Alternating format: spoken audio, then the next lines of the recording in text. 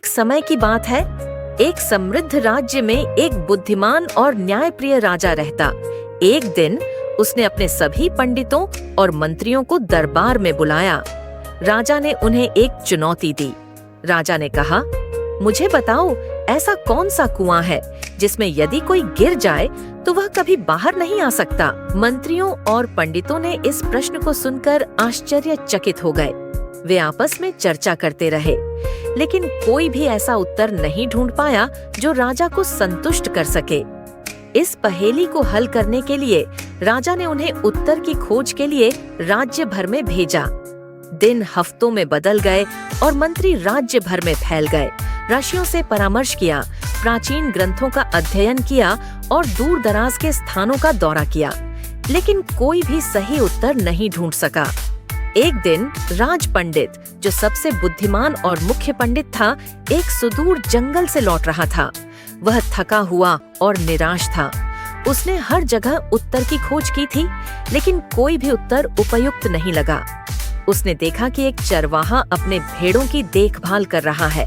चरवाहे ने राज पंडित के चेहरे पर थकान और चिंता देखी और पूछा, महाराज, आप चिंतित लग रहे हैं, क्या बात है? राज पंडित ने अनिच्छा से अपनी समस्या साझा की और राजा की चुनौती और उसके उत्तर न ढूंढ पाने की बात बताई। चरवाहा ध्यान से सुनता रहा और फिर एक रहस्यमयी मुस्कान के साथ बोला, आपको राजा के पास खाली हाथ लौटने की जरूरत नहीं है।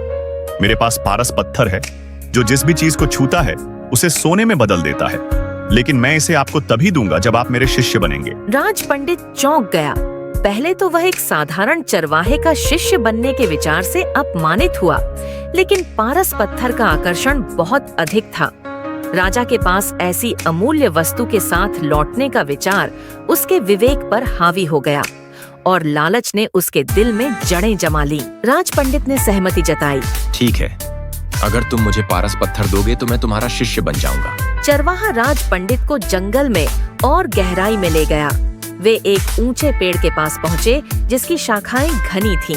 चरवाहे ने ऊपर इशारा किया और कहा, इस पेड़ पर चढ़ो और मेरी भेड़ों के लिए ताजा पत्तियां तोड़ लाओ। राज पंडित हिचकिचाया, लेकिन पारस पत्थर की इच्छा ने उसे आगे बढ़ाया। शाखाएं खुरदरी थीं और जैसे जैसे वह ऊपर चढ़ता गया, उसकी त्वचा पर खरोंच और चोटें आईं। उसके कपड़े फट गए और थका हुआ था। उसने पत्तियां इकट्ठी की और बहुत मुश्किल से नीचे उतर आया। चरवाहे ने पत्तियां लीं और कहा, अब तुम्हें मेरी भेड़ों का दूध निकालना होगा। राज पंडित भ्रमित हो गया। उसने कभी ऐसा काम नहीं किया था। अनाड़ी तरीके से राज पंडित भेड़ों का पीछा करते हुए दूध निकालने की कोशिश करने लगा। यह काम उससे कहीं अधिक कठिन था जितना उसने सोचा था। बहुत प्रयास के बाद उसने अंततः एक छोटी कटोरी में दूध भर दिया।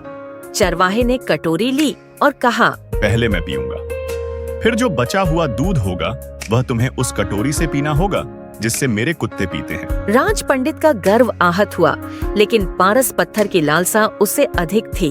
उसने अनिच्छा से सहमति जताई। चरवाहे ने कटोरी से दूध पिया, फिर उसे राज पंडित को दे दिया। राज पंडित ने दूध पिया, हालांकि उसे पीने में शर्मिंदगी महसूस हो रही थी। अंत में चरवाहे ने कटोरी को जमीन पर रखा और राज पंडित ने अपनी शर्म को दबाकर कुत्ते की कटोरी से बचा हुआ दूध पी लिया। जब उसने पी लिया तो चरवाहा उसकी ओर देखकर बोला, क्या अब तुम्हें राजा के प्रश्न का उत्तर मिल गया? जो कुआं तुम ढूंढ रहे हो वह कोई भौतिक कुआं नहीं है, यह लालच का कुआं है। लालच वह कुआं है जिसमें एक बार गिरने के बाद कोई भी व्यक्ति बाहर नहीं निकल सकता।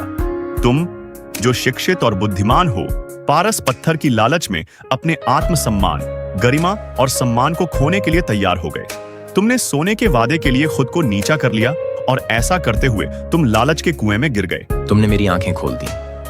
अब मैं समझता हूँ कि लालच का कुआं ही वह है जिसमें गिरने के बाद कोई भी व्यक्ति बाहर नहीं निकल सकता। राज पंडित राजा के दरबार में लौट आया। उसने अपनी यात्रा और सीखे गए सबक को सुनाया। राजा कहानी सुनकर सहमति में सिर हिलाते हुए बोला, लालच के कुएं की कहानी पूरे राज्य में सुनाई जाए ताकि सभी लालच के खतरों और अपने सिद्धांतों पर कायम रहने के महत्व को समझ सके।